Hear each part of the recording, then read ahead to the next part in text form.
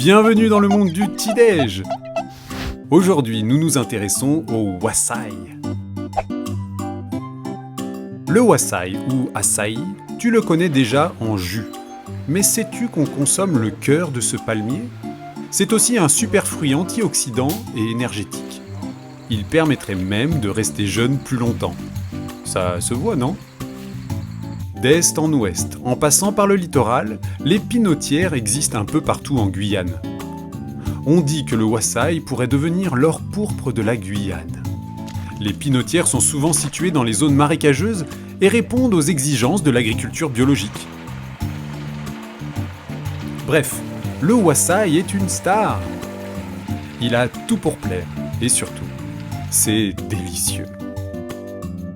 Alors pourquoi s'en priver ? En Guyane, comme au Brésil, il sert à accompagner les viandes, les poissons, le couac. On le consomme chaud donc, mais aussi frais et pressé. Dans des smoothies ou dans des acai bowls, des bols avec du wassaï dedans quoi.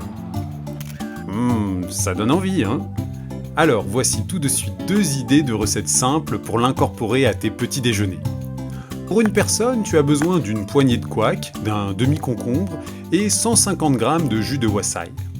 Laisse gonfler ton couac dans de l'eau froide pendant que tu fais chauffer ton jus de wassaï.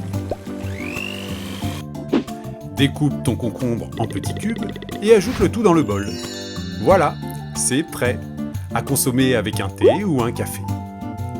Pour la deuxième recette, prévois une banane, un verre de lait de coco, des fruits frais, une poignée de graines de courge ou de tournesol, quelques fruits secs, une poignée de flocons d'avoine et du cacao cru. Sans oublier la poudre de wassaï, bien sûr. Dans un mixeur, ajoute la banane, les fruits frais, le lait de coco et 3 cuillères à soupe de wassaï. Ce sera la base açaï de ton bowl. Dispose ensuite la garniture, c'est-à-dire les fruits frais et secs, les graines, l'avoine et le cacao. Voilà, c'est prêt. En Guyane, la culture du wassaï s'est beaucoup développée ces dernières années. Les produits régionaux, c'est moins de transport et moins de pollution.